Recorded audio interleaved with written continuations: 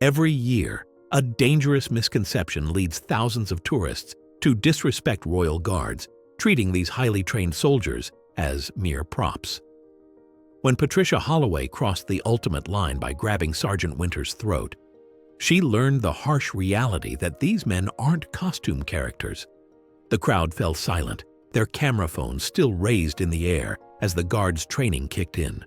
Visitors exchanged nervous glances, suddenly aware of the tension. What drives someone to believe they can assault a guard and walk away without consequences? Curious about what happened next? Hit like, subscribe, and stay tuned for the shocking twist. The sun beat down mercilessly on Windsor Castle, turning the ancient stones into heat reflectors. Sergeant James Winters stood at his post, a pillar of scarlet and black amidst the sea of tourists flowing around him. His bearskin cap added nearly 18 inches to his already impressive height, the heavy uniform clinging to his body in the summer heat. Yet Winters showed no sign of discomfort, no bead of sweat, no shifting of weight, no glance toward the shade just meters away. His eyes remained fixed forward, his posture perfect, his discipline absolute. Tourists circled him like curious fish, smartphones raised in tribute, capturing images of what many considered a living symbol of British tradition. A young boy tugged at his mother's sleeve, pointing at Winters. "Is he real?" The mother smiled. "Of course he is, but he's not allowed to move or talk. It's like a game." The boy's face brightened with understanding. "Like the statues at Disney World." This simple exchange revealed the fundamental misunderstanding that defined Winters' daily duty. The ceremonial uniform, scarlet tunic, bearskin cap, polished buttons created an illusion that masked reality. The tourists snapping selfies remained unaware they stood feet away from a decorated combat veteran who had led men through firefights in Helmand Province, a soldier whose ceremonial rifle contained a fully functional firing mechanism. The guards' deliberate silence and stillness created a perception vacuum, a blank canvas onto which visitors projected their assumptions. Their uniforms appeared as costumes, their military bearing as entertainment, their duty as performance. Most visitors maintained a respectful distance without prompting, guided by some primordial recognition of authority. The same instinct that keeps civilians from wandering into police stations and sitting at detectives' desks. Behind Winters' impassive expression, his mind remained vigilant. He had developed a technique during his tours in Afghanistan, filtering background noise while maintaining heightened awareness of potential threats. The tourist chatter became white noise, like mountain winds that once whispered through passes as he led patrols. He noticed everything: the teenager testing boundaries by inching closer, the loud American family arguing over their itinerary, the pickpocket working his way through the crowd to his left. As the afternoon crowd thinned and swelled in predictable patterns, Winters observed a woman approaching the castle entrance. Patricia Holloway pushed her designer sunglasses higher on her nose, her face pinched with displeasure. At 53, her hair expensively highlighted, her clothes suggested upper-middle-class comfort transformed into entitlement. She checked her watch, then sighed dramatically, loud enough for nearby tourists to hear. £200 for tickets, and they can't even provide decent directions, she muttered. Ridiculous. In Patricia's mind, a dangerous misconception had taken root. She viewed the entire castle, guards included, as an elaborate tourist attraction funded by her tax pounds. To her, the guards weren't soldiers, but customer service representatives in fancy dress, paid actors whose job was to satisfy visitors like herself. This fundamental misunderstanding would prove catastrophic in the hours to come. She pushed through a group of Japanese tourists, trailing complaints. "Excuse me, coming through. Some of us have schedules to keep." The crowd parted reluctantly, sensing her sharp elbows before they made contact. "It's sweltering out here. You'd think they'd provide more water stations for what we're paying." Winters registered her presence peripherally, just as he'd once noted potential disruptions in Afghan markets. His expression remained unchanged, but something in his posture, imperceptible to casual observers, shifted slightly.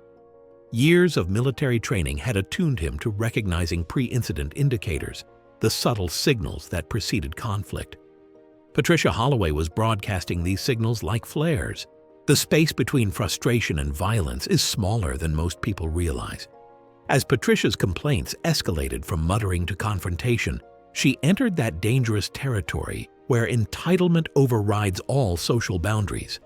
A territory where even seasoned guards like Winters must prepare for the unexpected. Patricia's initial grumbling about the heat and her perception of walking in circles for 20 minutes seemed unremarkable at first. The kind of typical tourist frustration that castle staff encountered daily. But something subtle shifted in the atmosphere, a change that Winters instantly recognized. There's a certain tightening of the air that precedes conflict, an almost tangible pressure that Winters sensed before trouble materialized, his expression remaining impassive despite his internal alertness. The courtyard continued to bustle with activity, but the space around Patricia began to transform. She approached the guard with movements as deliberate as a predator stalking prey, her body language broadcasting signals that registered clearly in Winters' awareness.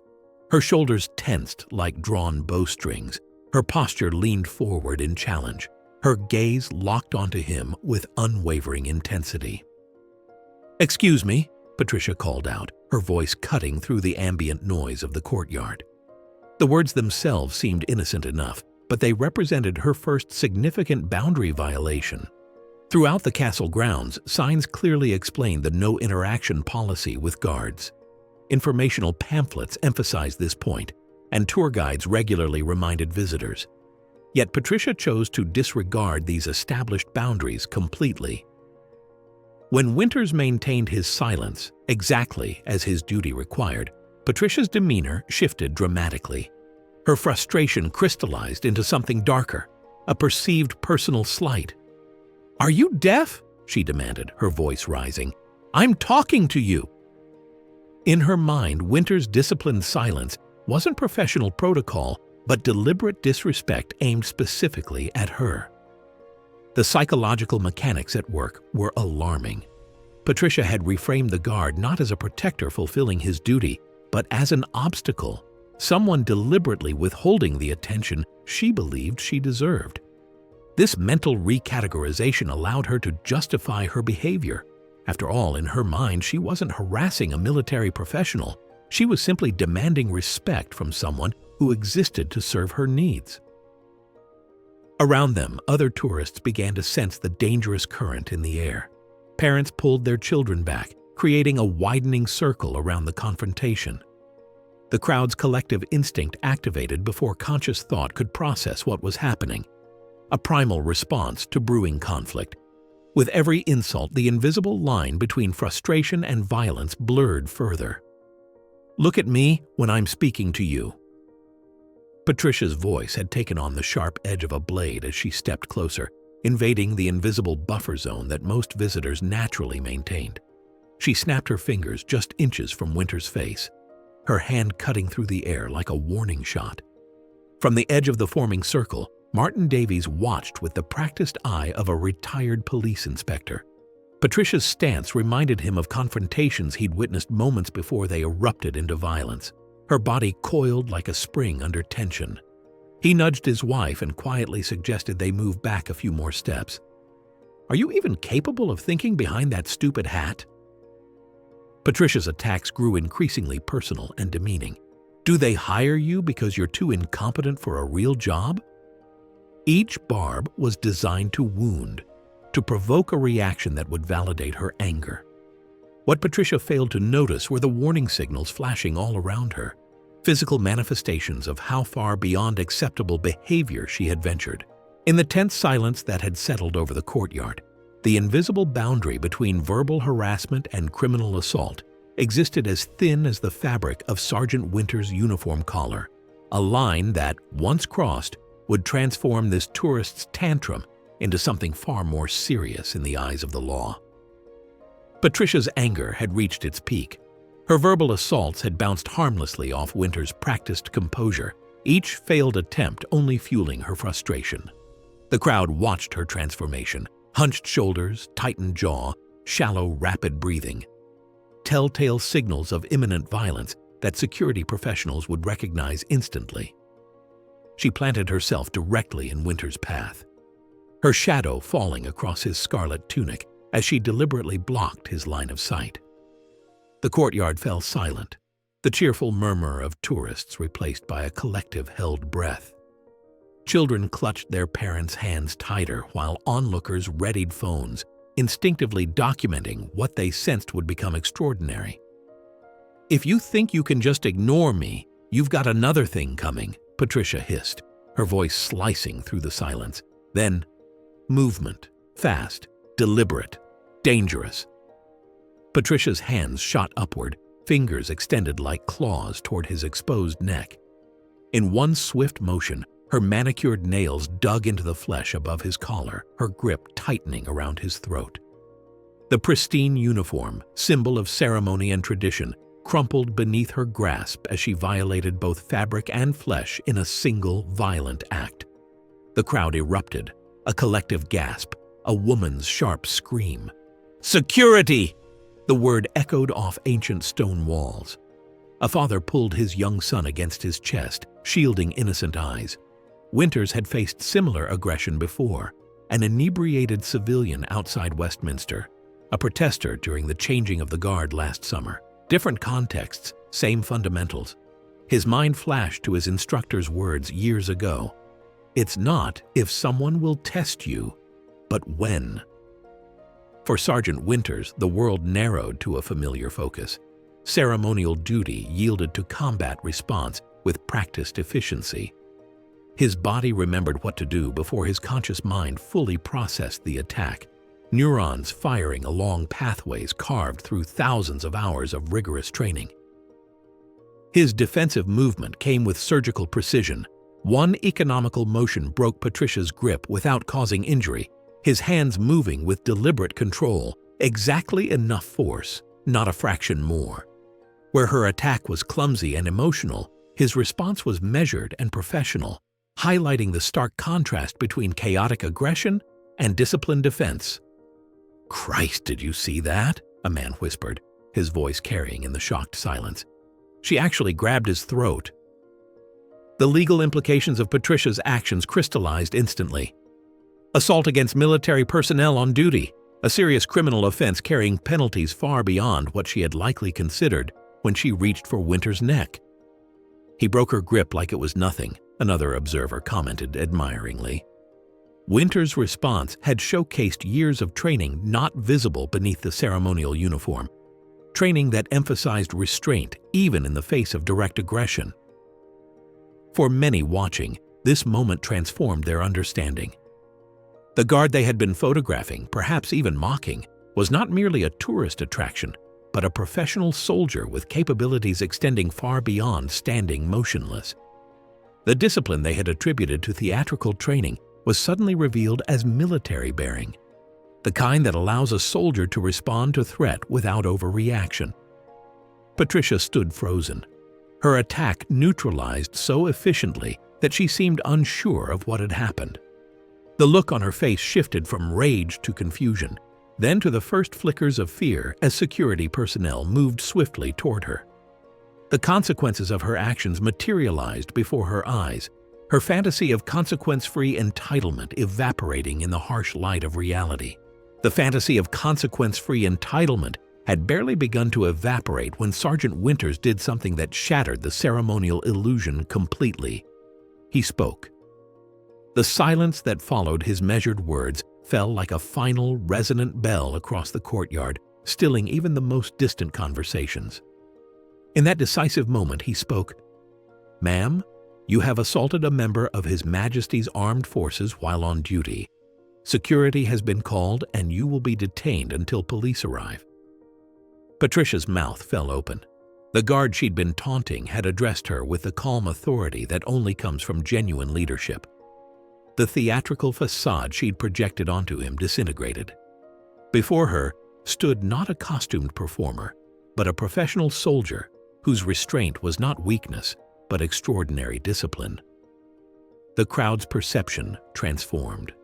Smartphones remained raised, but the atmosphere had shifted from voyeuristic entertainment to somber witness. Children who moments earlier had been posing for photos beside other guards now pressed against their parents' legs, instinctively recognizing the gravity that had descended. Despite Patricia's continued struggles against his hold, Winters maintained perfect control. His grip remained exactly as firm as needed. No tighter to punish, no looser to risk further aggression. Each time Patricia twisted, his hold adjusted with mechanical precision, his expression unchanged. "I've served 2 combat tours," Winters continued, his voice carrying just far enough for those nearby to hear. "This uniform represents values, duty, discipline, and respect, values that extend far beyond ceremonial duties." For the first time, something flickered in Patricia's expression beyond indignation, a dawning comprehension. The reality of who she'd attacked began settling into her consciousness like a cold weight. A murmur spread as security personnel approached from multiple directions. Castle staff members arrived first, followed by uniformed police officers. What had begun as tourist spectacle was transforming into a formal law enforcement matter before everyone's eyes. Phones captured every moment as the narrative shifted from entitled woman harasses guard to suspect arrested for assaulting military personnel. "I didn't. I was just trying to get his attention," Patricia stammered, her previous confidence evaporating as authorities surrounded her. "Ms. Holloway, we'll need you to come with us," one officer stated, producing handcuffs. "You're being detained on suspicion of assaulting a member of the armed forces in the execution of their duty." With those words, the color drained from Patricia's face. This wouldn't be resolved with a manager's apology. There would be no opportunity to reframe her actions as a misunderstanding. The legal machinery had engaged, indifferent to her protestations or social status. As security took custody of Patricia, Sergeant Winters released his hold and immediately resumed his ceremonial posture. His transition back to stillness wasn't theatrical performance, but demonstration of the self-discipline that Patricia had fatally mistaken for artifice. His eyes returned to their forward gaze, his body to perfect alignment. A child pointed and whispered, "Is he a robot?" The mother shook her head. "No," she replied, her voice carrying unexpected emotion. "That's what real training looks like." Patricia glanced back once as she was led away, her gaze meeting Winter's distant stare. The revelation hit her fully then. She hadn't attacked a tourist attraction. She'd assaulted a soldier who had faced genuine threats in combat zones, yet had responded to her aggression with measured restraint. Her sense of entitlement had collided with reality in the most public and consequential way possible. The handcuffs clicked shut around Patricia's wrists with a finality that echoed across the courtyard. In that moment, the gravity of her situation crystallized. This wasn't simply a disagreeable encounter with tourist staff that would end with a complaint form.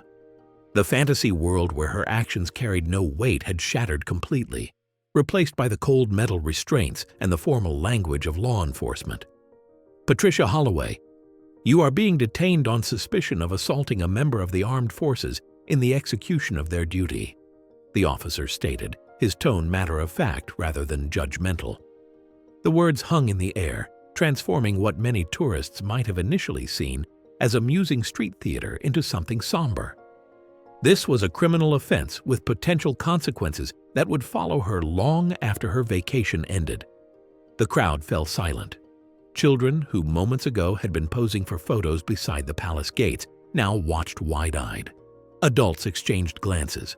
No one jeered, no one mocked. They simply witnessed actions meeting consequences with mathematical precision, like the final tumbler falling in a lock that couldn't be picked. "I was just asking for directions," Patricia insisted, her voice lacking the commanding presence it had possessed minutes earlier. The claim dissolved instantly, contradicted by dozens of cell phones raised in the crowd, their camera lenses having captured every moment of her aggression.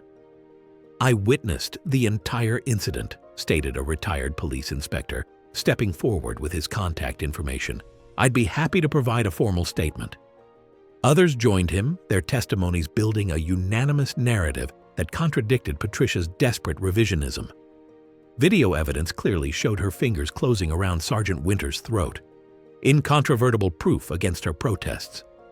The contrast between them was stark.